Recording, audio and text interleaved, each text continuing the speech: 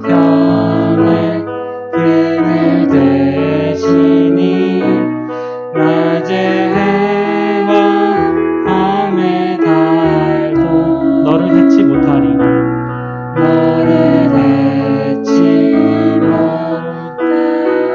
하나님은 너를 지키시는 자. 하나님은 너를 지키시는 너의 환난을 면케하신 그가 너를 지키시리라. 너를 지키시리라. 너의 출입을 지키시리라. 너의 출입을 지키시리라. 눈을 들어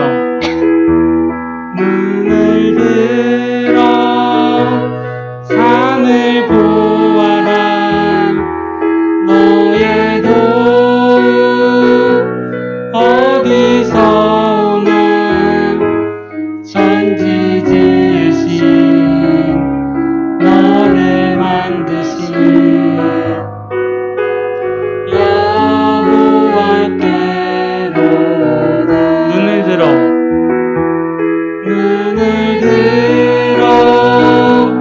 산을 보아라.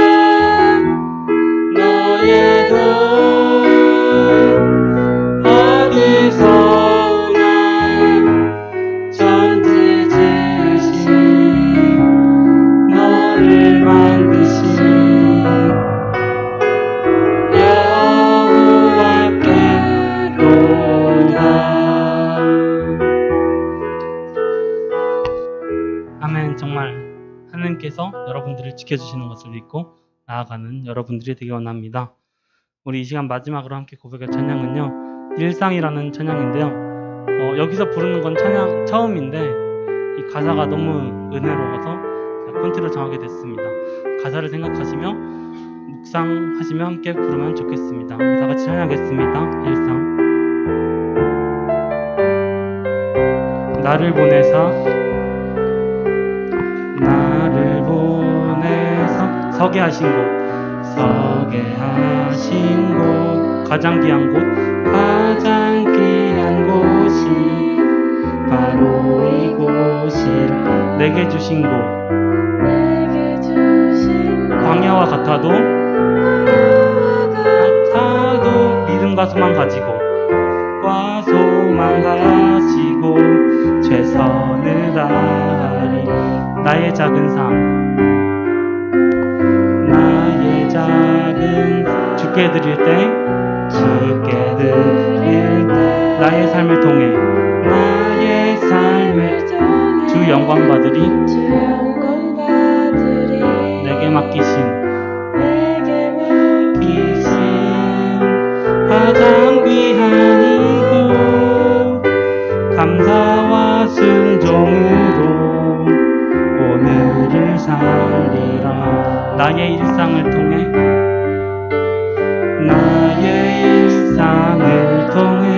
하나님께 영광을, 나의 일상을 통해 생명의 복음을 내게 맡기신 이곳, 나를 부르신 곳에 하나님의 나라가 이루어지길 원합니다. 다시 처음부터 찬양할까요? 나를 보내서 서게 하신 곳, 가장 귀한 곳이 바로 이곳이라. 내게 주신 곳, 광야와 같아도 믿음과 소망 가지고 최선을 다하리. 나의 작은 삶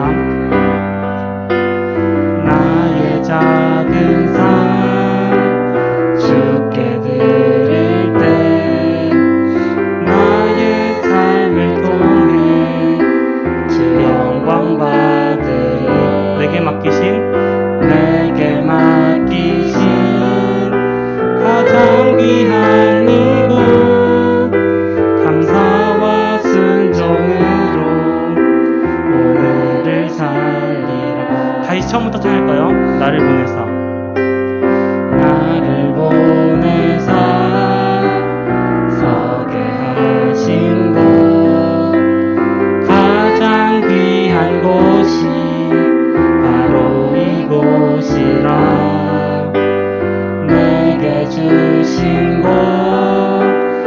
광야와 같아도 믿음과 소망 가지고 최선을 다하리.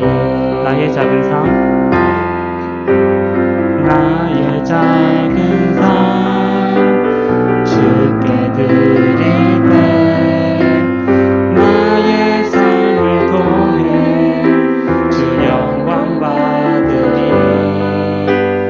내게 맡기신 가장 귀한 이곳 감사와 순종으로 오늘을 살리라. 나의 일상을 통해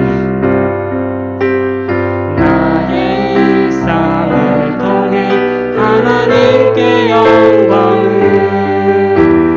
나의 일상을 통해 생명의 복음을 내게 맡기신 이곳 나를 부르신 곳에 하나님의 나라가 이루어지길 원합니다. 나의 일상을 통해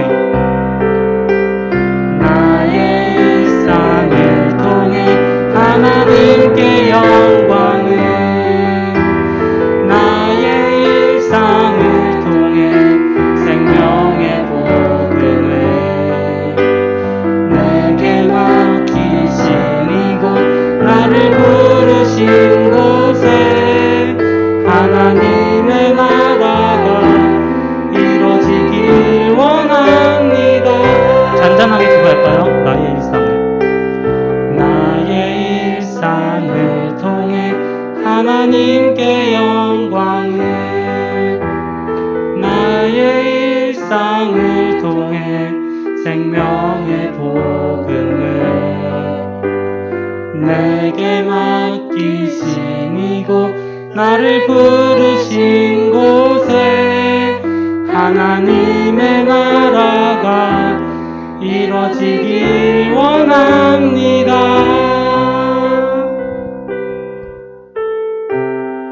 우리 이 시간 다 같이 기도하기를 원합니다. 기도할 때는 우리가 정말 세상을 살아가면서 하나님이 우리 옆에 계시는 것을, 하나님이 우리 뒤에서 우리를 지켜주시는 것을 믿고 나아가게 해달라고, 우리가 하나님께서 우리에게 주신 그 일상 속에서 하나님께 영광을 돌리고 우리의 일상을 통해 생명의 복음을 내게 맡기신 이곳에 하나님의 나라가 이루어지길 간절히 원합니다 라고, 그리고 오늘 예배를 위해서, 오늘 예배를 인도하시는 목사님을 위해서 우리 다 같이 주여 외치고 기도하겠습니다. 기도하겠습니다. 주여! 예수님, 주님께서 맡기신 정말 저희의 일상을 통해 하나님께 영광을 돌리고 저희의 일상을 통해 정말 생명의 복음이 전파되길 원합니다. 정말 저희의 일상을 통해 하나님의 나라가 이 땅 위에 정말 이루어져서 정말 상태어지길 원합니다. 예수님, 저희가 이 일상을 통해 하나님께 영광을 돌리고 저희의 공부로, 저희의 직업으로, 저희의 봉사로 주님께 영광을 돌리신 저희가 되길 수 있게 도와주세요. 예수님, 도와주세요. 예수님, 도와주세요.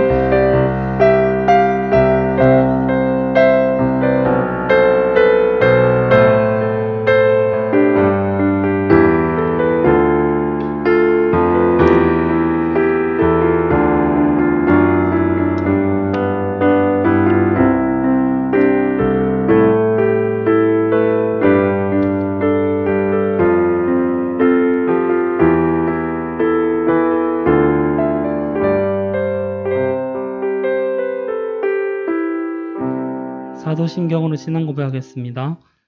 전능하사 천지를 만드신 하나님 아버지를 내가 믿사오며 그 외아들 우리 주 예수 그리스도를 믿사오니 이는 성령으로 잉태하사 동정녀 마리아에게 나시오 문디오 빌라도에게 고난을 받으사 십자가에 못 박혀 죽으시고 장사한 지 사흘 만에 죽은 자 가운데서 다시 살아나시며 하늘에 오르사 전능하신 하나님 우편에 앉아 계시다가 저리로서 산자와 죽은 자를 심판하러 오시리라.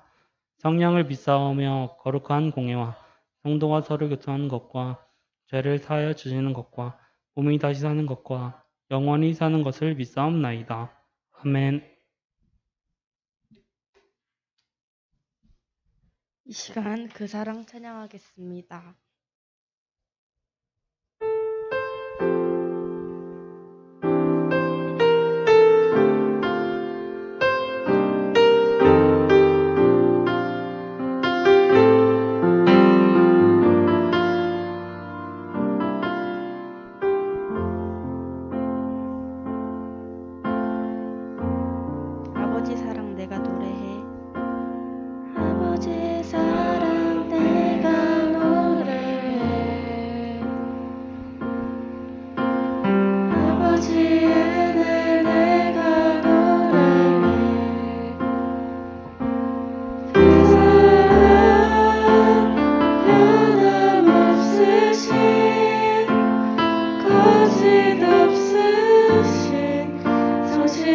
성실하신 그 사랑 사랑 갈 때 꺾지 않으시는 꺼져가는 등불 끄지 않는 그 사랑 변함없으신 거짓없으신 성실하신 그 사랑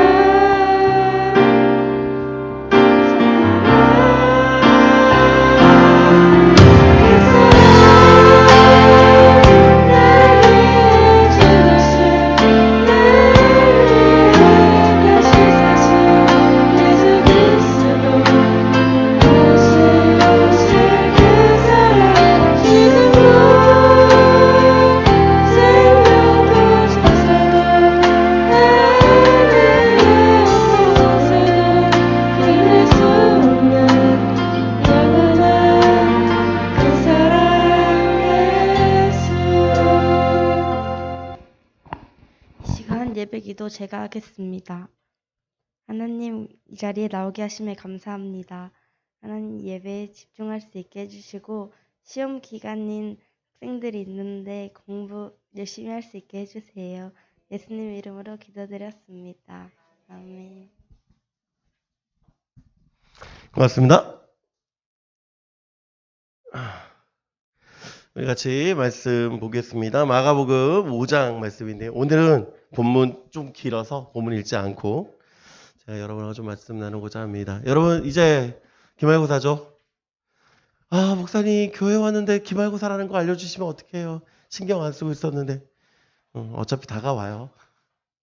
그래도 여러분들 성적 관리도 열심히 좀 하고 신앙생활도 열심히 하고 모든 일에 좀 열심을 다하는 여러분들 되길 원합니다. 주님의 시선으로 보라는 제목으로 저 여러분들 말씀 같이 나누고자 합니다. 이게 이러고 됐네요. 죄송해요. 잠깐만요.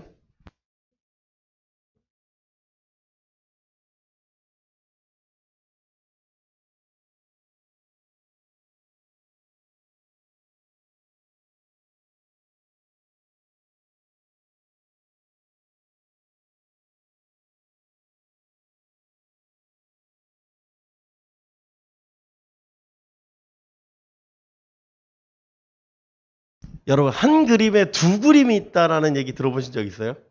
한 그림 안에 두 그림이 있다는 거. 보통 이런 그림을 보고 한 그림에 두 그림이 있다고 하는 건데 보이시나요? 잘 보이시나요? 잘 보이시나요? 자, 여러분 여기서 뭘 발견하십니까? 모자 쓴 여인 그리고 할머니 모자를 똑같이 쓰고 계시죠? 할머니들은 그죠? 여기는 제일 딱 보자마자 뭐부터 보이세요? 그러니까 제가 얘기 말씀드리는 건 이런 거예요. 딱 보자마자 젊은 여인이 보이십니까? 아니면 나이 드신 분이 보이시나요? 그래요? 나이 드신 분을 금방 찾을 수 있나요? 그래요? 금방 보이세요? 역시 우리 중고등학생들이 여기는 어때요? 여인이 먼저 보이시나요? 아니면 색소폰을 분 남자가 먼저 보이시나요? 여자 먼저 보이신 분 안 계세요? 남자가 보이세요? 남자는 색소폰 불고 있죠? 제가 왜 이런 말씀 드리냐면 딱 봤을 때 어떤 게 먼저 보이느냐에 따라서 뭐 어떤 사람의 뭐 성격에 대한 얘기도 하는 사람들도 있고 성향적인 것들 얘기할 수 있어요. 그 드라마의 그녀의 사생활이라는 TVN 드라마가 좀 있었어요. 꽤 오래전 드라마인데 거기가 이제 큐레이터 직업을 갖고 있는 분이 등장을 하는데 그분이 이렇게 얘기를 해요. 저 이 대사가 참 좋아서 제가 그냥 갖고 왔는데 오늘날 우리는 전시회 가서 직접적으로 예술 작품을 보는 것이 아니다. 우리가 보는 것은 예술이란 무엇인가에 대한 큐레이터의 개념이다. 요컨대 궁극적 예술가는 제작자가 아니라 큐레이터이며 그의 선택 행위다. 무슨 얘기인지 좀 어렵죠. 이게 무슨 얘기냐면 그 드라마에서 이제 큐레이터가 작품 활동을 하진 않잖아요. 그림을 그리진 않아요. 근데 그림을 그리는 건 따로 있죠. 그런데 이 사람이 어떤 작품을 거는지에 대한 건 누가 선택을 합니까? 큐레이터가 선택을 한다라는 거예요. 즉 미술관에 가서 우리 그림 봐야지 하고 간단 말이에요. 뭐 아니면 조형을 봐야지, 아니면 어떤 작품을 봐야지 하고 간단 말이죠. 그런데 정작 가서 보는 건 그 예술 작품에 갖고 있는 의미보다 이 큐레이터가 선택적으로 제공을 한다라는 거예요. 그래서 얘기 보면서 야 이거 되게 멋진 말이다라는 생각을 하면서 저는 이제 그 준비를 했습니다. 그렇죠. 무슨 얘기입니까? 앞에 그림에서도 마찬가지예요. 그림은 있어요. 그런데 그 그림에서도 동일하게 뭐가 등장합니까? 다른 그림이 보여지는 거예요.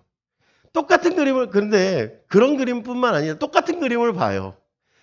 여러분 뭉크의 절규라는 그림 아시나요? 하고 있는 그림. 그 그림을 봤을 때 여러분 어떠세요? 그 그림을 보면서 어떤 절규적인 게 느껴지십니까? 고흐의 해바라기를 보면서 그 해바라기가 어떤 감정을 갖고 있다고 생각을 하십니까?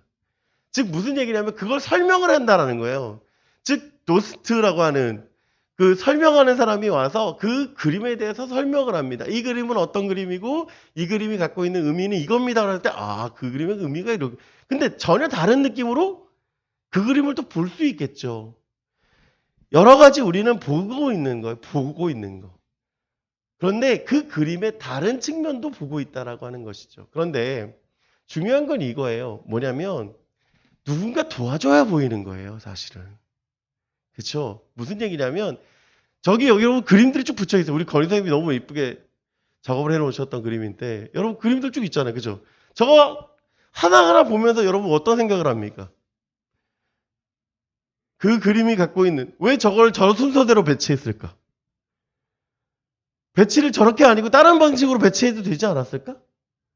그런 생각해 본 적 없어요? 그냥 우리는 보고 있다라고 하네. 근데 이 장면을 누군가 설명을 해준다면 저것이 좀 더 뭐 할 거예요? 이해하기가 쉽겠죠. 그렇습니다. 무슨 얘기냐면 누군가 도와줘야 보인다라고 하는 건 즉 무슨 뜻입니까? 내가 보고자 하는 게 아니라 이 손끝을 가리켰을 때 그거를 보고 있다라고 하는 것이죠. 무슨 뜻입니까? 시선은요. 내가 보고자 하고 있는 방향이 아니라 가리키는 손끝을 보게 된다라는 거예요. 손끝을. 그러면 여러분 우리가 마가복음을 통해서 계속 제자도에 대한 얘기를 끊임없이 하고 있어요. 그러면 제자는 무엇을 보는 사람일까요? 제자가 봐야 되는 건 뭘까요? 여러분 제자가 봐야 하는 건요. 제자 스스로 보는 것이 아니라 앞서 있는 선생이 가르치는 걸 봐야 합니다.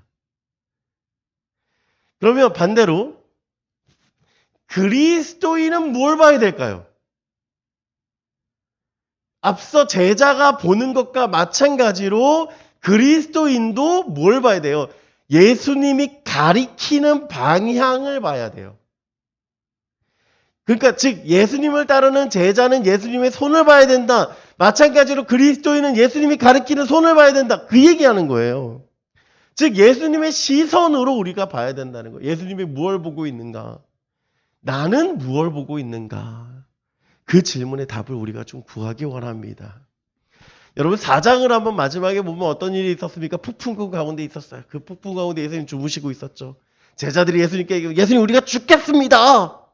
라고 얘기를 합니다. 그러니까 예수님이 일어나서 야 믿음 없는 것들아 그러면서 폭풍을 잠잠케 하시죠. 그리고 이제 반대편 육지에 도달했습니다. 예수님과 제자들이 내렸어요. 그때 한 사람이 저 멀리 등장을 합니다. 그 사람은 어떤 사람이었느냐? 성경은 이렇게 얘기해요. 1절과 2절 말씀. 자, 우리 같이 읽습니다. 시작! 예수께서 바다 건너편 거라사인의 지방에 이르러 배에서 나오심에 곧 더러운 귀신 들린 사람이 무덤 사이에서 나와 예수를 만나니라. 자, 그 지역의 이름은 거라사인의 지방이라고 얘기해요. 즉 거라사 사람들이 살고 있는 지역. 우리 여기는 뭐 어떤 땅입니까? 성남이죠. 성남 지역에 살고 있는 사람들, 그런 성남 사람들이 모여 있는 곳, 그런 끝이에요. 이 거라사인이라고 하는 건. 거라사인이라고 되게 이상한 느낌 같은데 거라사인이라는 건 그런 뜻을 갖고 있습니다. 자, 거라사인의 지방에 이르렀습니다. 그리고 그곳에 첫 번째 만나는 사람이 어떤 사람이냐? 곧 더러운 귀신 들린 사람. 자, 더러운 귀신 들린 사람이 저 멀리에서 달려나옵니다. 그 사람의 행색을 보니까 3절을 이렇게 얘기해요. 그 사람은 무덤 사이에 거처하는데, 여러분 무덤 사이에 살고 있는 사람 봤어요? 제가 지난 한 주간 집 밖에 나와서 지내고 있는데, 어제도 제가 교회에서 잤거든요.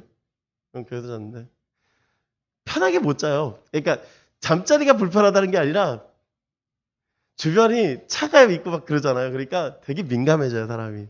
되게 신경이 쓰이고 편하게 잠 못 자요. 여러분 무덤에서 잠자면 어떤 느낌일까? 무덤 사이에서 사면. 여러분 공동묘지 가봤어요? 광주 가면 공동묘지 있잖아요. 그쵸? 공원묘지. 거기 사이에서 여러분 잠든다고 생각해 보세요. 마음이 어떨 것 같으세요? 정상적이진 않겠죠. 정상적이진 않은 사람입니다. 자, 이 사람은 무덤 사이에 거처랍니다. 그런데 이 사람은 어떻게 해요? 아무도 그를 제어할 수가 없어요. 그러니까 어떻게 합니까? 쇠사슬로도 묶어놔요. 근데 쇠사슬로 묶어놨는데도 불구하고 그 쇠사슬을 끊고 일어날 만큼 힘이 세요. 그러니까 즉 모든 사람이 두려워할 만한 힘을 갖고 있습니다. 아무도 그를 제어할 수 있는 사람은 없어요. 5절 보니까 이렇게 얘기합니다. 밤낮 무덤 사이에서나 산에서나 늘 소리 지르며 돌로 자기 몸을 해야 하고. 근데 그냥 제어할 수 없는 그 정도가 아니라 와 하고 다니는 거야. 얼마나 무섭겠어요, 여러분. 무덤 사이에서 갑자기 밤낮 소리 지른다고 생각해요. 밤에 딱 누웠는데 공동묘지에서 와 괴물 소리 난다고 생각해요. 어떤 느낌일까? 겁나죠. 그냥 한마디로 이 사람은 모든 사람이 꺼려해. 모든 사람이 두려워해. 모든 사람이 가까이 갈 수 없어요. 제어할 수 없는 그런 사람이에요. 그런데 그 사람이 저 멀리에서 예수님을 보고 막 달려와요. 제자들은 어떻을까? 여러분 제자들이라고 생각해 봅시다. 제자들. 저 멀리에서 막 소리 지르면서 쇠사슬이 막 여러분 롤 좋아하죠? 롤 게임 하잖아. 사일러스. 여러분이 알고 있는 그 사일러스가 저기서 막 뛰어온다고 생각해봐. 어떤 느낌일까? 그런 느낌이라고 생각하면 돼요. 알겠죠? 막 달려옵니다. 예수님 보고. 근데 예수님을 딱 보자마자 절해요. 그리고 이렇게 얘기합니다. 큰 소리로 부르짖으려다 지극히 높으신 하나님의 일 예수여 나와 당신이 무슨 상관이 있나이까? 원하건대 하나님 앞에 맹세하고 나를 괴롭히지 마옵소서. 이 사람이 와서 이렇게 얘기합니다. 하나님의 아들 예수여 나를 괴롭히지 마소서. 그렇게 요청을 해요. 제자들이 어떤 마음이 있을까요? 여러분 제자들의 시선으로 이 장면을 한번 보십시오. 어떤 마음일까요? 예수님이 묻습니다. 나와라 라고 하니까 그러면서 예수님이 그 사람의 이름을 물어요. 그리고 이 사람의 이름이 군대다라고 얘기합니다. 이 사람의 이름이 아니라 귀신의 이름이. 여러분 군대라고 하는 건 많기 때문에 그래요. 많기 때문에. 얼마나 많았느냐라고 하니까 예수님이 이 사람의 귀신을 쫓아내실 때 이 귀신이 이렇게 요구합니다. 예수님 저기 돼지가 있습니다. 그 돼지에게 제가 들어가서 살게 해 주세요 라고 요청을 해요. 근데 돼지가 2,000마리가 있었대요. 2,000마리가. 그 2,000마리에게 귀신이 옮겨갑니다. 그리고 그 돼지들은 물가로 달려들어 빠져 죽습니다. 그리고 이 사람은 온전케 돼요. 참 2,000마리나 돼지가 죽을 정도로 많은 귀신들이 있었다라고 하는 것이죠. 그리고 이 사람은 구원 얻게 됐습니다. 이게 오늘 1절부터 20절의 내용이에요. 이 이야기엔 참 많은 이야기들을 제가 이야기하고 있습니다. 사실은. 여기 등장하는 인물들만 한번 보십시오. 거라사 일에 이 사람, 귀신 들린 사람이 있었고요. 예수님이 있습니다. 그리고 제자들이 있었고 돼지를 치는 사람들이 있었고 거라사 사람들이 또 있었어요. 그러니까 즉 돼지의 주인들이 또 있어요. 참 많은 사람들이 있는데 우리 오늘 누구의 시선으로 보기 원합니까? 예수님의 시선으로 보기 원해요. 자, 예수님의 시선으로 본다고 하면 첫 번째 질문은 이거예요. 예수님은 왜 폭풍우를 건너 오셨는가라고 하는 거예요. 여러분, 귀신 들린 사람이 회복됩니다. 그리고 귀신 들린 사람이 회복하고 나서 사람들이 와요. 그리고 이렇게 얘기합니다. 여기 한번 같이 읽어볼까요? 시작. 그들이 예수께 그 지방에서 떠나기를 간구하더라. 자, 귀신 들린 사람이 온전케 됐습니다. 그러면 여러분이 그 놀라운 일을 경험한 사람이라면 어떻게 반응해야 될까요? 어떻게 반응해야 될까요? 내게도 그런 은혜가 주어지기를 소망하지 않을까요? 내게도 그런 은혜가 있기를 소망하지 않을까요? 그런데 이 사람들은 어떻게 합니까? 그 일이 두려워요. 그 일이 염려가 돼요. 그 일이 불행으로 다가와요. 그러니까 어떻게 합니까? 떠나기를 간구해요. 여러분, 예수님이 이 강을 건너오신 이유가 복음을 전하기 위해서 오신 거예요. 그런데 여러분, 이 걸음이 지금 예수님의 걸음이 어떻게 되는 겁니까? 헛걸음처럼 보여져요. 왜? 떠나기를 간구하고 있잖아요. 예수님이 떠난 거예요. 그 자리를 또 떠나세요. 그들의 말을 듣고. 그러면 제자들이 볼 때 제자들의 시선에서는 어떻게 될까요? 실패한 것처럼 보여져요. 근데 예수님의 시선을 다시 한번 따라가 봅시다. 예수님의 시선은 계속 어디를 향해 있습니까? 예수님은 누굴 보고 있습니까? 이 귀신 들린 사람을 보고 있다라고 하는 거예요. 이 사람이 회복되어졌습니다. 그리고 이 사람은 이렇게 얘기합니다. 예수님, 저도 같이 가게 해주세요. 저도 예수님이랑 같이 가고 싶습니다. 그런데 19절에 이렇게 얘기합니다. 허락하지 아니하시고 그에게 이르시되 집으로 돌아가 주께서 내게 어떻게 큰 일을 행하사 너를 불쌍히 여기신 것을 내 가족에게 알리라. 여러분, 지금 예수님이 이 사람을 어떻게 보시는지를 이렇게 얘기하는 거예요. 어떻게 얘기합니까? 너를 불쌍히 여기셨대요. 불쌍히. 그래서 뭐 하셨어요? 큰 일을 행했대요. 이게 예수님의 시선이에요. 여러분, 예수님의 시선. 그리고 이 사람이 집에 돌아가서 가족들에게 이 일을 회복되어졌다라는 걸 알리라고 얘기합니다. 여러분, 이게 무슨 뜻인 줄 아십니까? 여러분, 이 사람이 집으로 갑니다. 그리고 이 사람은 집에 가서 사람들에게 전해. 얼마까지 전하니까 20절 보니까 그가 가서 예수께서 자기에게 어떻게 큰일을 행하셨는지를 데가볼리에 전파하니 모든 사람이 놀랍게 여기더라. 여기 데가볼리라고 하는 건 아까 우리 거라사이라고 하는 그 거라사라고 하는 지방이라고 얘기했잖아요. 이 거라사 지방에 속하져 있는 곳이 데가볼리라고 하는 지역이에요. 즉 무슨 뜻이냐면 우리가 수진동에 살고 있잖아요. 그죠? 그죠? 수진동은 수정구에 속해 있죠. 수정구는 성남시에 속해 있죠. 즉 무슨 얘기냐면 자, 아까 거라사라고 하는 지역은 어떻게 보면 수진구 정도 된다고 치면 이 데가볼리는 성남이라고 생각하시면 돼요. 즉 10개의 도시가 묶여져 있는 게 이 데가볼리 지역. 그러니까 자 보세요. 거라사뿐만 아니라 그 외에 10개 지역이 넘는 지역까지도 전해졌어요. 그런데 봐요. 이 일은 언제 이루어집니까? 이후에 이루어져요. 제자들이 볼 때는 어떻습니까? 제자들이 볼 때는요. 이건 실패예요. 그렇죠? 다시 한번. 제자들이 볼 때는 예수님의 사역이 거라사에서 쫓겨났으니까 이건 실패예요. 자, 이 사람을 데리고 가지 않으니까 그것도 실패예요. 제자들의 시점에서는 계속해서 뭐예요? 실패예요. 그런데 예수님의 시점에서는 이렇습니다. 제자들이 이렇게 얘기할 거예요. 우리가 왜 폭풍을 건너왔지? 왜 우리가 다시 이렇게 가야 되지? 이 사람 무시하고 거라사로 가서 전파했으면 좀 더 달라지지 않았을까 하는 생각이 끊임없이 있겠죠. 그런데 예수님의 시점은 누구를 향해 있냐면 이 사람을 향해 있다라고 하는 거예요. 이 한 사람을 향해 있다라고 하는 거예요. 그 사람에게서 예수님은 그 시선이 떼어지지 않아요. 사람들이 와서 예수님 돌아가 주세요라고 얘기할 때도 예수님은 여전히 누구를 향해 있습니까? 이 사람을 향해 있어요. 이 사람이 주님 저를 데려가 달라고 요청할 때도 여전히 예수님은 이 사람을 향해 있어요. 무슨 뜻입니까? 끊임없이 성경은 이 사람을 얘기하고 있어요. 예수님은 이 사람이 불쌍히 여겼다라고 얘기해요. 주께서라고 얘기합니다. 그 주께서는 자기가 될 수도 있고 누구도 될 수 있어요. 하나님이 될 수도 있어요. 그런데 이 사람에 대해서 불쌍히 여기신 것은 그냥 긍휼히 여기신 것에만 그치는 것이 아니라 어디까지 갑니까? 구원 얻은 데까지 가요. 그리고 그 가정뿐만 아니라 그 지역이 회복되어진 놀라운 역사가 있게 하십니다. 그렇습니다. 예수님의 시선은요, 끊임없이 이 사람을 향해 있어요.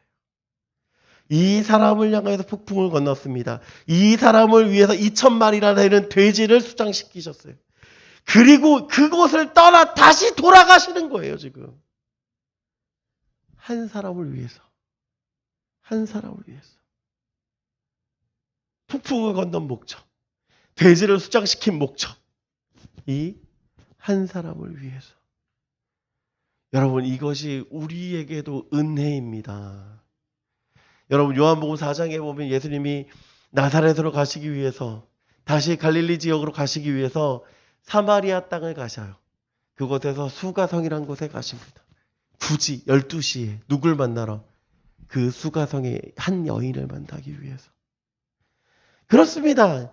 예수님은 그 여인을 만나기 위해서 그 수고를 하신 것처럼 오늘 이 한 사람을 위해서 폭풍우를 건너서 돼지를 수상시키는 데까지 있으신 거예요.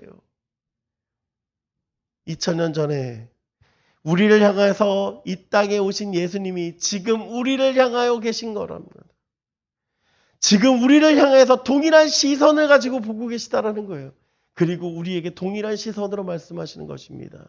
내가 바라보고 있는 시선이 어디를 향해 있는지 너는 분명히 알라. 그리고 그 시선으로 보기 원한다라고 요청하고 계십니다. 여러분, 소외되고 어려운 이웃을 향한 예수님의 시선을 통하여서 우리도 그런 시선으로 바라보는 저와 여러분 되길 간절히 소망합니다. 자, 다시 예수님은 갈릴리를 건너가세요. 참 수고하시죠. 건너가셨다가 다시 건너가세요. 자, 건너갔더니 걸어다 지방하고 전혀 다른 분위기로 되어집니다. 어떤 일이 벌어집니까? 많은 사람들이 예수님을 다시 찾아와요. 그리고 예수님을 기대합니다. 그 중에 한 사람이 찾아옵니다. 그 사람의 이름은 야이로라고 하는 사람이었습니다. 이 야이로는요, 직책이 회당장, 즉 각 지역에 흩어져 있는 회당에서 그곳에 가장 높은 사람이었습니다. 그렇다는 것은 그 지역에 있는 모든 사람이 존경받는 사람, 그 지역의 유지 같은 사람, 그 지역에서 높은 사람이에요. 야이로가 찾아와서 이렇게 얘기합니다. 내 딸이 죽게 됐으니 도와주세요. 예수님은 이 야이로의 딸을 구원하시기 위하여서 다시 도와주시기 위해서 야이로를 따라 그의 집으로 갑니다. 자, 그의 집으로 가는데 얼마나 많은 사람들이 이 일을 기대하는지 많은 사람들이 쫓아와요. 쫓아갑니다. 쫓아가요. 그때 한 사람이 등장을 합니다. 12회를 혈루증을 앓는 한 여자가 있어. 한 많은 의사에게 많은 괴로움을 받았고 가진 것도 다 허비하였으되 아무 효험이 없이 도리어 더 중하였던 자예요. 이 여인은 12년 동안 혈루증을 앓고 있는 여인이라고 얘기합니다. 그리고 이 여인이 얼마나 힘들었는지 많은 의사에게 자기의 병을 드러냈지만 자기는 고침받지 못하고 여전히 고통 가운데 있었다라고 얘기해요. 여러분, 12년 동안 그랬다라고 하는 것이 쉬운 일일까요? 쉬운 일이에요? 여러분, 초등학교 1학년 때부터 지금까지 딱 12년 걸렸어요. 그죠? 자, 어떻습니까? 쉬웠어요? 12년 공부한 거? 여러분, 근데 생각해 보세요. 이 혈루증이라고 하는 게 뭐냐면 어떤 질병인지 정확하지가 않아요. 여러분, 치통 중에서 이빨 아픈 것 중에서 피가 계속 나오는 것도 있어요. 이것도 혈루증이에요. 여성의 경우에 생리가 끊어지지 않는 것도 혈루증이에요. 근데 여러분, 지금도 사실은 생리 얼마나 힘들어요. 그렇잖아요. 여성들의 경우에. 그런데 그것이 12년 동안 계속 된다고 생각해 보세요. 한 달에 한 번이 아니라 12년 동안 매일. 얼마나 힘들겠습니까? 지금처럼 뭐 생리대가 좋은 것도 아니고 이때 당시에 더 중요한 건 이 당시에 이 혈루증, 유출병이라고 얘기하는데 성경에서는 이 혈루증을 걸린 여인은 어떻게 살아야 되냐면 부정하다라고 평가받았어요. 그러니까 모든 사람들에게 부정한 여인으로 손가락질 받았습니다. 그래서 이 여인은 어떻게 했냐면 머리를 이렇게 뒤집어 써야 되고 사람들로 하여금 부정하다라는 걸 드러내야 됐어요. 그러니까 즉 많은 사람들이 이렇게 있잖아요, 우리가. 그러면 여기에서 나는 부정합니다, 부정합니다, 부정한 여인입니다. 그렇게 하고 다녀야 돼요. 왜냐하면 자기 때문에 자기를 만지는 사람은 똑같이 부정해지기 때문에. 그래서 그렇게 그러면 여러분 어떻게 다녀야 돼요? 피하겠죠. 많은 사람들이 있는 곳에 갈 수가 없어요. 드러낼 수도 없어요. 그런데 그 여인이 지금 그 무리 군중 안에 있다라는 것도 대단하지만 이 여인이 어떻게 합니까? 그곳에서 누구를 기다려요? 예수님을 기다리고 있어요. 27절. 예수의 소문을 듣고 무리 가운데 끼어. 여러분, 드러낼 수도 없는 여인이 무리 가운데 끼어서 예수님의 옷자락에 손을 댑니다. 28절에 보니까 왜 이렇게 하냐면 내가 그의 옷에만 손을 대어도 구원받으리라 생각함일러라. 아, 내가 예수님 옷자락 만지면 구원받을 거야 라고 믿기 때문에 그렇게 해요. 자, 손을 댑니다. 어떻게 되어졌습니까? 29절에 이에 그의 혈로 그러니 곧 마름에 병이 나은 줄을 몸에서 깨달아요. 그쵸? 뭐 피가 나고 있는데 갑자기 피가 멈추면은 나았나 보다라는 생각이 확 들잖아요. 예수님도 알아요. 자기에게서 능력이 나갔다라는 걸 알아요. 예수님께서 그 능력에서 자기에게서 나간 줄을 곧 스스로 아시고 무리 가운데 돌이켜 말씀하실 때 누가 내 옷에 손대었느냐 하시니 예수님 돌아보시면 이렇게 누가 내 옷에 손댔어? 라고 얘기합니다. 근데 제자들 어떻게 하냐면 이렇게 얘기해요. 제자들이 어때 무리가 에워싸 미는 것을 보시며 누가 내게서 손대었느냐 물으시니까 무슨 얘기냐면 이런 거예요. 예수님 이 많은 사람들이 있는데 누가 내게서 손대었어? 라고 물어보시면 누구로 할까요? 그 얘기하고 있죠. 근데 예수님이 32절에 보면 이렇게 얘기하세요. 예수께서 이 일을 행한 여자를 보려고 둘러보시니 그러니까 무슨 얘기냐면 예수님이 알아요. 누군지도 알아요. 그러니까 어떻게 하냐면 찾아요.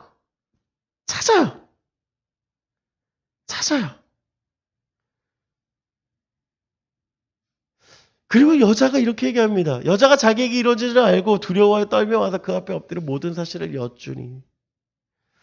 여러분 여기서 우리 예수님의 시선을 보기 원합니다. 예수님의 시선을 보기 원해요? 자, 질문. 왜 굳이 이 연인을 찾으실까요? 우리 이런 생각 잘 안 해요. 이 여인 나왔어. 그리고서 그냥 우리 넘어가요. 그렇죠? 근데 우리 정말 중요한 건 이거예요. 예수님이 지금 시선을 다시 한번 봅시다. 많은 무리 가운데 둘러보시면서 여인을 찾으세요. 몰라서가 아니에요. 분명히 그 여인을 알기 때문에 이렇게 되는 거예요. 자, 여러분 이렇게 있잖아요. 여기에서 제가 누구를 딱 눈 마주치려고 계속 보고 있는 거예요. 그러면서 얘기하는 거예요. 누가 내게서 손댔어? 라고 얘기하는 거예요. 그러면 지목해서 얘기하는 거잖아요. 지목해서. 지금 예수님의 시선은 제게 계속 어디를 향해 있습니까? 그 여인을 향해 있는 거예요. 그 여인을 향해서 바라보고 계시면서 그 여인을 지금 부르고 계신 거예요. 사실이요.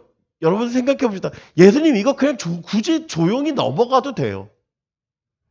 그렇지 않아요? 여러분 혈루증이 걸린 부정한 여인이 옷자락을 만졌다라고 하는 건 예수님께도 불편한 이야기예요. 사실은 이건. 그냥 이거는 괜찮은 이야기가 아니에요. 사실은 지금 이거 되게 불편한 이야기인 거예요. 우리가 아무 의미 없이 그냥 혈루증 여인이 나왔어. 그리고 우리는 이야기하고 성경을 읽고 넘어가지만 사실은 이 장면을 그냥 그 자리에서 우리가 있다고 하면 이거 되게 불편한 이야기예요. 왜? 여러분 12년 동안 부정함을 이야기하고 있는 여인이에요. 그 여인이 드러낼 필요가 있을까요 지금? 그 여인이 굳이 내가 부정한 여인입니다라고 드러낼 이유가 있냐고요? 없어요. 또한 군중 안에 그 부정한 여인이 섞여 있었다는 이유로 그 군중은 어떨까요? 불쾌할 수 있어요. 불편할 수 있어요. 그렇기 때문에 그 여인은 자신이 드러나는 걸 원치 않을 수도 있다는 거예요. 우리가 그런 생각 잘 안 해요 지금. 근데 한번 보세요. 왜 굳이 이 여인을 불러내고 있다는 거예요. 또 하나 한번 생각해 봅시다. 여러분 예수님의 입장에서 한번 보세요. 지금 예수님은 야이로의 집으로 가고 있는 상황이에요. 야이로의 집은 어떤 집입니까? 회당장 집이에요. 자, 부정한 여인에게 만져지면 자기도 어떻게 된다고 그랬어요, 아까? 부정해진다고 그랬습니다. 부정한 사람이 이 집에 들어가는 걸 예수님이 쉬울까요? 부정하겠죠. 그러니까 예수님 입장에도 이건 불편한 이야기예요, 사실은. 자, 예수님 입장에서도 이 부정한 여인을 굳이 이야기할 필요가 없는데도 이야기하고 있는 이유를 지금 생각해야 된다는 거예요. 지금 이 이야기는 되게 불편한 이야기예요. 예수님 입장에서도. 또한 자, 여러분 야이로의 입장은 어떨까요? 예수님 지금 왜 멈추셨지? 안 불편할까요? 지금 보세요. 야이로의 딸이 병들었어요. 어떤 질병인지 압니까? 모릅니까? 몰라요. 자, 예수님이 이 여인에게 부정해졌어요. 그러면 그 집에 가서 치료를 못할 수 있잖아. 그럼 야이로 입장에서 편합니까? 불편합니까? 불편해요. 여러분 지금 이거는요 그냥 이 세 사람의 입장을 얘기했지만 여기에 군중들의 입장도 있을 거고요. 그 주변에 바리새인들의 입장도 있었을 거예요. 정말 많은 사람들의 입장을 보면 이 여인을 드러내는 건 뭐다? 안 해도 될 일이야. 안 해도 되는 일이에요. 그런데 예수님은 굳이 침묵하지 않고 콕 집어서 그 여인을 세우고 있다라는 거예요. 왜 그럴까? 왜 이렇게까지 하실까? 지금 예수님의 시선은 이 여인을 향해 있습니다. 12년 동안 부정함으로 사회에서 배척받았던 이 여인. 물질을 다 써도 회복할 수 없었던 절망 가운데 있었던 이 여인. 이 여인을 향해서 예수님은 계속해서 바라보고 있는 거예요. 이 여인이 도움을 구할 때 예수님은 야이로의 딸보다 더 귀하다라고 얘기하잖아요. 즉 야이로의 딸이 더 중요하다라고 얘기하지 평가하지 않습니다. 이 여인이 더 중요하다는 거예요. 지금 시간에. 이 여인을 향해서 예수님은 계신 거예요. 그렇습니다. 앞서 거라사 귀신 들린 자에게 향했던 이 예수님의 시선은 지금 이 혈루증 여인에게 향하여 있다라는 거예요. 그리고 이 여인을 향해서 회복을 선언하고 있다는 것입니다. 34절에 예수께서 이르시되 딸아 내 믿음이 너를 구원하였으니 평안히 가라 내 병에서 놓여 건강할지어다. 구원하였다라고 말이 바뀌었어요. 그냥 나았다가 아니에요. 구원하였다로 바뀌었어요. 여러분 군중 가운데서 가려졌던 사람,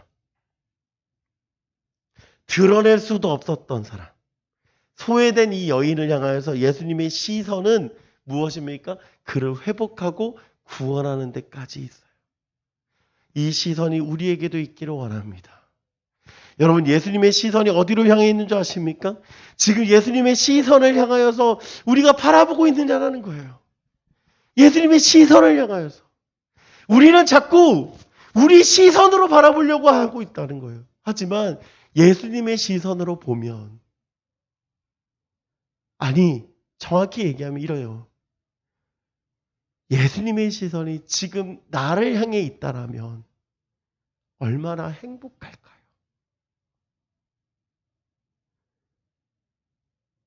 그 시선으로 내가 발견되기 원하고요.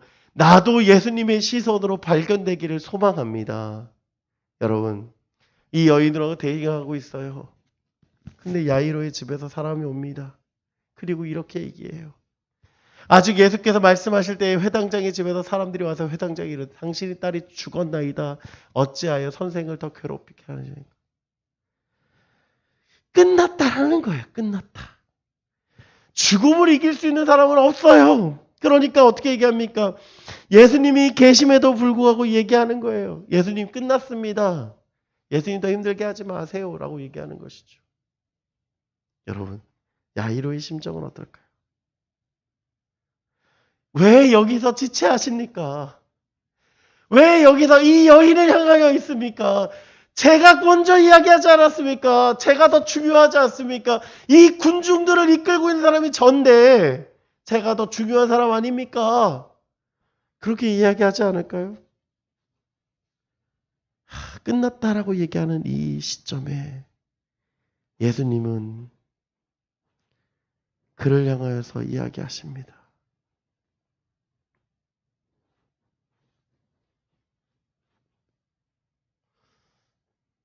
죄송해요.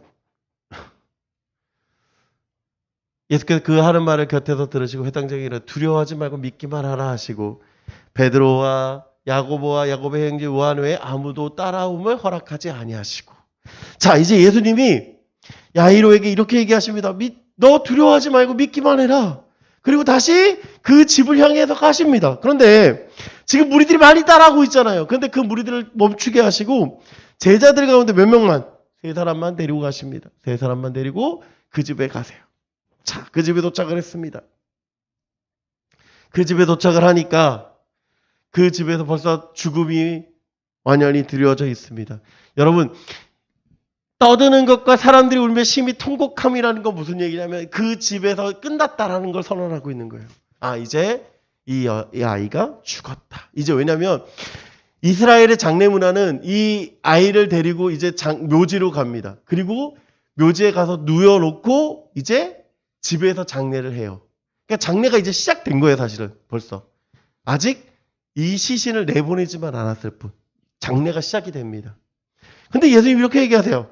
들어가서 그들에게 이르시되 너희가 어찌하여 떠들며 우느냐 이 아이가 죽은 것이라 잔다. 아니 죽었다라고 평가 끝났잖아요. 지금 뭐 요즘은 의사가 와서 네 임종하셨습니다 그렇게 선언하지 않으면 시신이 못 나가지만 이때 당시에는 누가 됐든 대표가 와서 이야기하면 이건 그냥 죽음으로 끝난 겁니다. 그런데 예수님 뭐라고 얘기하세요? 잔다라고 얘기하세요. 그리고 이 세 아이와 부모와 함께 집에 들어갑니다. 방에 들어가요. 아이가 있는 곳으로 들어갑니다. 자, 보세요. 예수님 혼자 가시지 않으세요? 예수님만 들어가시는 게 아니라 누구도 가요? 아이의 부모와 자기와 함께하는 자들. 지금 누구? 3사람의 제자들. 과 함께 들어가세요. 몇 명이? 5명이. 예수님 포함해서 6명이죠. 예수님이 포함해서 6명이 들어갑니다. 그리고 이렇게 얘기해서 아이를 보시고 손을 잡아 달리다고 마시면서 그가 내가 내게 말하노니 소녀야 일어나라 하시고 그 소녀가 일어나서 걷습니다. 놀라운 능력의 시간이 되는 거죠. 자, 똑같이 예수님의 시선을 봅시다. 여러분, 이 놀라운 시선 가운데 있어요. 놀라운 사건 가운데 있습니다. 이 놀라운 사건 가운데 예수님의 시선으로 본다는 건 어떨까요? 사람들의 시선은요, 이 아이의 병들매 있어요. 자, 병든다라고 하는 건 손을 쓸 수 없다라고 하는 것이고 그 아이의 병의 이유가 무엇인지 알지 못하지만 이 아이의 병듦에 대해서 사람들의 여러 가지 생각들이 있을 거예요. 이 아이가 죄를 졌다든지 부모가 죄 때문이든지 여러 가지 이유로 이 아이가 아프고. 근데 이 아이의 죽음의 사건은 더 어떻습니까? 슬픔으로 다가오죠. 그런데 예수님의 시선은 어떻게 있냐 이거예요. 사람들의 시선은요, 이렇게 됩니다. 여러분, 혈루증 여인이 회복되어져 있는 시간이 얼마나 될까요? 몇 분이나 됐을까요? 이 여인이 고침받고 시간이 얼마나 흘렀을까요? 여러분이 야이로라면 이 상황에서 어떤 마음이 들까요? 빨리 가야 하는데. 그 분주하지 않을까요? 왜 이런 상황이 만들어졌을까? 원망하지 않을까요? 이 여인과 대화 중에 아이가 죽었다는 이야기를 들었을 때 얼마나 이 야이로의 마음은 절망했을까요? 사람들은 예수님에 대해서 어떻게 이야기할까요? 이 야이로는 예수님에 대해서 원망하는 것이 1도 없었을까요? 하나도? 조금도? 여전히? 이렇게 얘기할 거 아니에요. 왜 하필이면? 왜 하필이면? 왜 하필이면? 조금 더 빨리 가면 이 아이를 살릴 수 있었을 거라는 어떤 조금만의 기대, 원망, 후회 그런 것들이 없었을까요? 얼마나 허망이 찾아왔을고 얼마나 절망할까요? 예수님만 계시면 나을 수 있었다는 그 믿음도 무너져 버리지 않을까요? 여러분, 이것이 우리의 시선일 수 있어요, 사실은. 예수님 왜 이렇게 하세요? 조금만 더 빨리, 조금만 더 먼저, 조금만 더 역사하시면, 조금만 더 하면 이라는 생각이 있었을 거라는 거죠. 그런데 예수님의 시선은요, 전혀 그런 상황을 개의치하지 않아요. 전혀 그런 문제를 개입하지 않으세요. 예수님의 시간은 아무런 상관이 없어요. 그 시간을 통해서 여러분, 하나님의 타이밍은 어떻습니까? 여러분, 라사로의 사건을 기억하십니까? 요한복음에 보면 라사로의 사건이 있습니다. 라사로가 병들었다는 얘기를 예수님이 듣습니다. 근데 예수님이 거기서 3일 동안 더 지체하세요. 그리고 라사로가 죽었다는 얘기를 듣습니다. 그리고 나서 예수님 가세요. 그리고 나서. 어차피 우리 상황이 이렇다라는 거예요. 예수님이 지금 바로 역사하기를 원할 때가 우리는 있죠. 그러나 하나님이 안 계신 것 같은 마음이 우리에게도 들기도 합니다. 여전히 예수님께서는 아무 시간, 의미 없는 시간을 보낸 것처럼 보일 때가 있어요. 그런데 예수님이 지체하시는 데는 분명한 이유가 있어요. 하나님은 오차가 없는 분임을 우린 고백하게 합니다. 여러분, 하나님의 타이밍은요, 하나님의 시간은 따르게 흘러가요. 그렇습니다. 어떤 수간에서도 예수님의 시선은 이 아이에게 향해 있다라고 하는 거예요. 이 여인에게 향했던 예수님의 시선은 다시금 이 아이에게 향해 있다라는 거예요. 계속해서 예수님의 시선이 어떻게 갑니까? 거라사 거린, 그리고 이 여인, 그리고 아이를 향해서 계속 시선이 움직이고 있어요. 계속 시선이. 근데 그 시선 가운데 예수님은 이렇게 얘기하시는 거예요. 그러니까 야이로에게 이렇게 얘기하시는 거예요. 죽었다라고 들어지는 그 시간에 예수님이 이렇게 얘기하시지 않습니까? 회당장에 이르시되 두려워하지 말고 믿기만 해라. 이게 예수님의 응답 아닙니까? 무슨 뜻인 줄 아세요, 이제? 시선은 끊임없이 바뀌고 있지만 그 시선이 한 번도 뭐하지 않았다? 바뀌지 않았다. 달라지지 않았다라는 거예요. 죽었습니다. 끝났습니다라고 말하고 있는 사람들에게, 이제 절망입니다라고 얘기하는 사람들에게, 야이로에게 지금 예수님은 이렇게 말씀하시는 거예요. 두려워하지 말고 믿기만 해라. 어쩌면 우리에게도 동일하게 말씀하고 있지 않습니까? 무너져 버렸어요. 절망이에요. 더 이상 할 수 없어요. 그런데 예수님은 지금 우리에게 두려워하지 말고 믿기만 해라 라고 말씀하고 있다는 것입니다. 이 말씀으로 일어서는 저와 여러분들에게 간절히 소망합니다. 여러분, 시선은요, 끊임없이 예수님은 우리를 향하여 있습니다. 여러분, 브라운 워십 팀이라고 혹시 아시나요? 이 마크, 이 워십팀 마크인데, 이 워십팀이 2018년에 발매한 잔치라고 하는 찬양이 있어요. 그 앨범이 있어요. 이렇게 생겼는데, 이 프레스트라고 하는 이 잔치라고 하는 이 앨범에 이 앨범 자켓 내용을 보면 이렇게 얘기를 합니다. 제가 조금만 읽어드리고 말씀을 마치고자 합니다. 어두운 시대의 빛으로 부름받아 살 때 예수님의 하나님의 나라 운동은 그 모든 순간이 잔치였습니다. 다시 살아나는 기쁨과 환희의 잔치요, 사연 많은 마음이 마음으로 만나는 눈물의 잔치였습니다. 떠돌이의 길과 들판 위에서 가진 것 넉넉하지 않고 때로 포도주독이 비어버려도 그의 잔치는 멈추지 않았습니다. 자식이 잃은 장래 행렬마저도 살아남의 잔치로 변화시킨 예수. 그를 믿고 따르는 우리들은 이제 삶의 구석구석을 또다시 잔치로 만들어내야 할 책임을 받았습니다. 비록 오해와 이기심, 갈등과 빼앗김, 서러움과 외로움이 가득한 시대이나 우리가 만나는 모든 만남을 통해 하늘의 바람이 가득한 잔치는 계속되어야 합니다. 오랜 시간 흘려온 눈물방울이 오선지 위 음표가 되어 함께 노래할 수 있으면 좋겠습니다. 이 노래가 들려지는 곳마다 예수님이 부탁하신 행복한 잔치가 일어나길 바라고, 또 이 노래를 부르는 이마다 새 내일을 열어가는 주인공이 되기를 염원합니다. 제가 이거를 읽어드린 이유가 여기 있어요. 뭐냐면 이 고백이 우리의 고백이 되기를 소망합니다. 그래요. 예수님은 지금 끊임없이 잔치 가운데 있다는 거예요. 회복의 잔치. 예수님의 시선으로 본다라고 하는 건 무슨 뜻입니까? 참 많은 이야기들이 오늘 성경 안에 있었어요. 그러나 예수님의 시선으로 보면 딱 하나예요. 한 사람을 위하여서. 한 사람의 영혼. 그리고 그 사람은 놀라운 힘이 있는 사람, 잘된 사람이 아니라 소외되고 부족한 사람을 향해 있다라는 것입니다. 예수님은 거라사 거린에게 향하여 있었습니다. 예수님의 시선은 12년 동안 혈루증 고통 가운데 있었습니다. 예수님의 시선은 12살 어린 소녀에게 있었습니다. 그리고 그 시선이 우리에게 있음에 감사합니다. 그리고 그 시선으로 우리도 보기를 원합니다.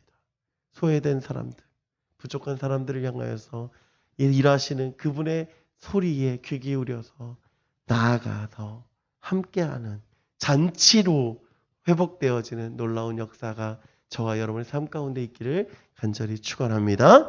기도하겠습니다. 사랑의 하나님 감사합니다. 하나님 감사합니다. 예수님의 시선으로 바라보기 원합니다. 예수님의 시선은 가난한 자들을 향하여서, 부족한 자들을 향하여서, 소외된 자들을 향하여서 있음을 고백합니다. 주님, 우리도 그러한 삶이 되기를 소망합니다. 그러한 삶으로 나아가길 원합니다. 그리고 그 삶으로 우리를 향하신 그 사랑의 역사를 기억하기 원합니다. 주여, 우리도 하나님의 시선으로 보게 하여 주옵소서. 감사드리며 사랑이 많으신 우리 주 예수 그리스도의 이름으로 기도드리옵나이다. 아멘. 우리 예물 드리며 그 사람 함께 찬양하겠습니다.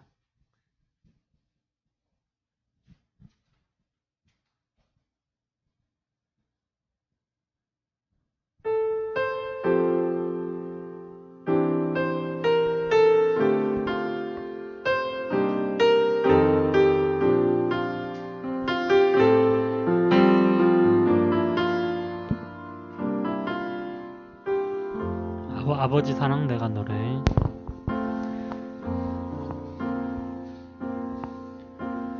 아버지 사랑 내가 노래해.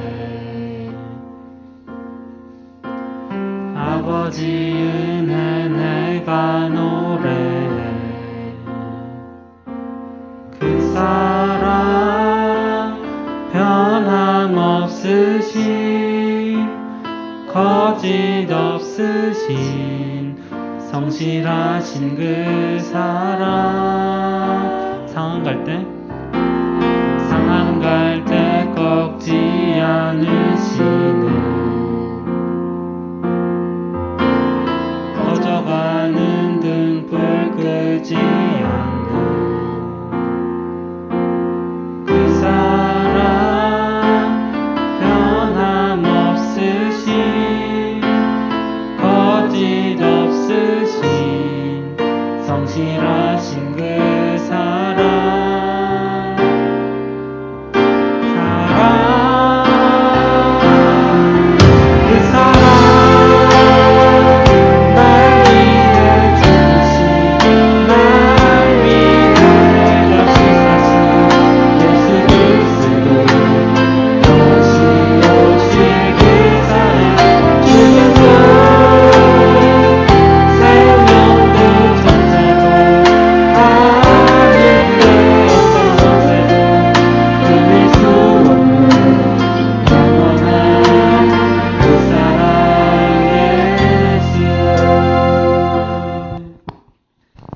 박현주 선생님 나오셔서 헌금 기도해 주시겠습니다.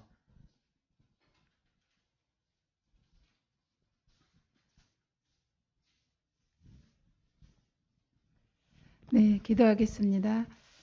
사랑의 하나님, 진심으로 감사드립니다. 이렇게 추운 날씨에 우리 학생들과 선생님들 함께 모여서 하나님의 말씀을 듣고 은혜 가운데 정말 거하게 하심에 정말 감사드립니다. 무엇보다도 2022년도를 건강함으로 또 이렇게 이끌어 주심에 더 감사드리고, 그리하지 아니하실지라도 모든 일에 감사드리는 우리 중고등부가 되게 주님 도와주시옵소서. 또한 오늘 정말 예수님의 시선으로, 하나님의 타이밍으로 우리 선생님들과 우리 학생들 하나님의 시선을 놓치지 않는, 하나님께 시선을 집중시켜지는 우리 중고등부가 되게 주님 도와주시옵소서. 또 오늘 예배 후에 있을 또 우리 중고등부 일정을 주님께서 지켜주시고, 무엇보다도 또 우리 고3들을 위해 계속 기도할 수 있는 저희들에게 주님 도와주시옵소서. 오늘 또 적은 정성 주님께 드립니다. 이 물질이 쓰여지는 곳에 하나님의 영광이 나타나길 소원하며, 드려진 손길 위에 주님께서 많은 축복으로 허락하여 주셔서 일생을 사는 동안에 나누며 베풀며 구제하며 선교하는 우리 중고등부 학생들이 되게 주님 도와주시옵소서. 이 모든 말씀 예수 그리스도 이름으로 기도드렸습니다. 아멘.